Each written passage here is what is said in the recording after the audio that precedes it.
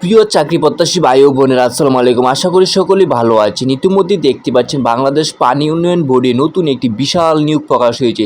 So এই নিয়োগ সম্পর্কে আমরা বিস্তারিত আলোচনা করব। আপনারা ভিডিওটি না টেনে ধৈর্য সহকারে সম্পূর্ণ দেখুন। এটি একটি বিশাল নিয়োগ। কিভাবে আবেদন করবেন, আবেদন ফি কত টাকা, আবেদন কবে শুরু এবং লাস্ট ডেট কবে, এই সম্পূর্ণ জানতে পারবেন। সো আর কথা না বাড়িয়ে চলে যাচ্ছি মূল ভিডিওতে। আর এখনও যারা চ্যানেলটি সাবস্ক্রাইব করেন অবশ্যই একটি সাবস্ক্রাইব করে দেবেন আর একটি লাইক কমেন্ট করে দেবেন।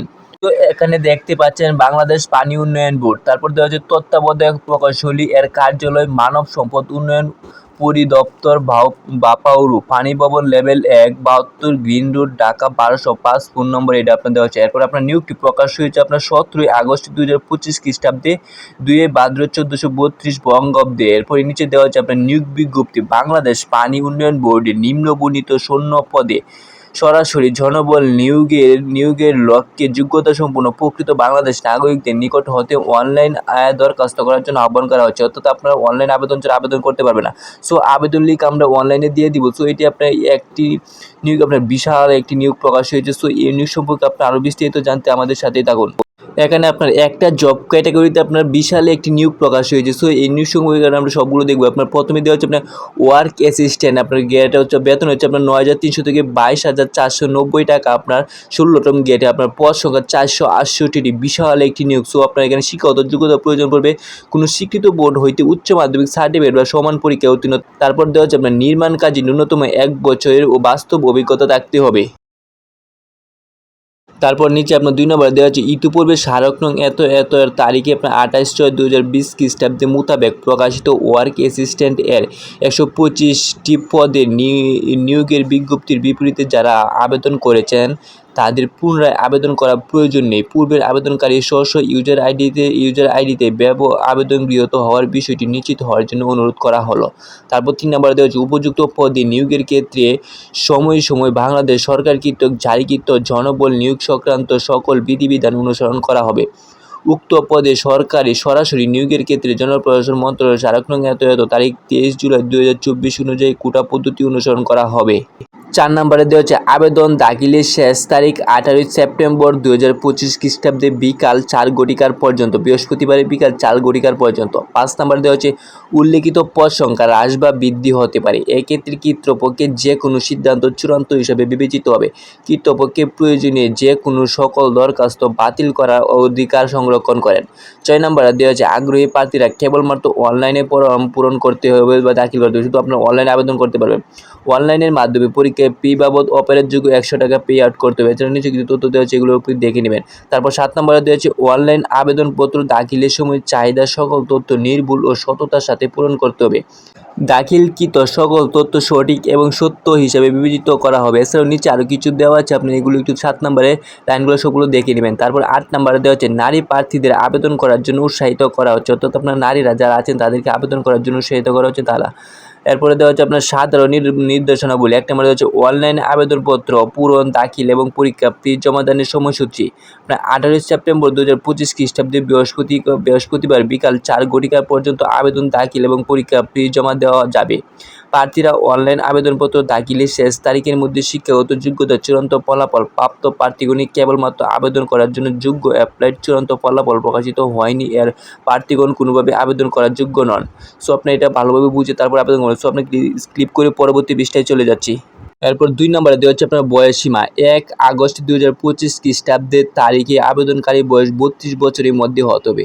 বয়স প্রমাণের ক্ষেত্রে এসএসসি বা সমমান সদপত্র ব্যতীত অন্য কোনো প্রশংসা এফিডেভিট গ্রহণ করা হবে না। অর্থাৎ আপনার সার্টিফিকেটের যে বয়স সেটা আপনার গ্রহণ করা হবে। এরপর হচ্ছে লিখিত পরীক্ষা ও প্রবেশপত্র।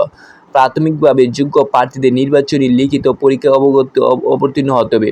নির্ধারিত সময়ের পর প্রার্থী তার ইউজার আইডি পাসওয়ার্ড ব্যবহার করে প্রবেশপত্র, অ্যাডমিট কার্ড ডাউনলোড এবং প্রিন্ট করতে পারবেন। লিখিত পরীক্ষার স্থান, তারিখ ও সময় যথাসময়ে বাপুর ওয়েবসাইটে প্রকাশ করা হবে। এরপর 4 নম্বরে হচ্ছে মৌখিক পরীক্ষা ও প্রয়োজন ক্ষেত্রে ব্যবহারিক পরীক্ষা। লিখিত পরীক্ষায় উত্তীর্ণ প্রার্থীদের মৌখিক পরীক্ষা এবং প্রয়োজন ক্ষেত্রে বিষয়ভিত্তিক ব্যবহারিক পরীক্ষায় অবতীর্ণ হতে হবে। মৌখিক ব্যবহারিক পরীক্ষার স্থান, তারিখ ও সময়সূচি যথাসময়ে বাপুর ওয়েবসাইটে প্রকাশ করা হবে। উল্লেখ্য, মৌখিক ও ব্যবহারিক পরীক্ষার জন্য আলাদা কোনো প্রবেশপত্র ইস্যু করা হবে না। 5 নম্বর দেওয়া হচ্ছে প্রার্থীর ছবি। প্রার্থীকে অবশ্যই সদ্য তোলা রঙিন ছবি অনলাইনে আপলোড করতে হবে। ছবিতে কোনো কালার ব্যাকগ্রাউন্ড ব্যবহার করা যাবে না। সাদা ব্যাকগ্রাউন্ডে স্পষ্ট মুখমণ্ডল সম্বলিত রঙিন ছবি আপলোড করতে হবে। বিশেষভাবে উল্লেখ্য যে সদ্য তোলা রঙিন ছবি ব্যতীত অন্য কোনো ছবি ব্যবহার করা হলে কর্তৃপক্ষ প্রার্থীর বৈধতা বাতিল করার অধিকার সংরক্ষণ করেন। 6 নম্বরে দেওয়া হচ্ছে ডকুমেন্ট দাখিল সংক্রান্ত দেওয়া হচ্ছে আবেদনের সময়ে অনলাইন কোনো প্রমাণিত ডকুমেন্ট দাখিল করতে হবে না। লিখিত পরীক্ষায় উত্তীর্ণ প্রার্থীদের অর্থাৎ কেবলমাত্র মৌখিক পরীক্ষার জন্য নির্ধারিত প্রার্থীদের মৌখিক পরীক্ষার সময় প্রয়োজনীয় শিক্ষাগত যোগ্যতা অভিজ্ঞতা কলামে লিখিত সনদপত্র নম্বরপত্র সকল শিক্ষাগত যোগ্যতা সত্যায়িত অনুলিপি জমা দিতে হবে এবং মূল কপি প্রদর্শন করতে হবে। তাছাড়া তৃতীয় জাতীয় পরিচয়পত্র এনআইডি নাগরিক সনদ প্রথম শ্রেণী কর্মকর্তা কর্তৃক প্রদত্ত চারিত্রিক সনদ বিদেশি শিক্ষা প্রতিষ্ঠান থেকে প্রাপ্ত ডিগ্রি ক্ষেত্রে বিশ্ববিদ্যালয় মঞ্জুরি কমিশন হতে ইস্যুকৃত সমমান নির্ধারিত সার্টিফিকেটের সত্যায়িত কপি জমা দিতে হবে এবং মূল কপি প্রদর্শন করতে হবে।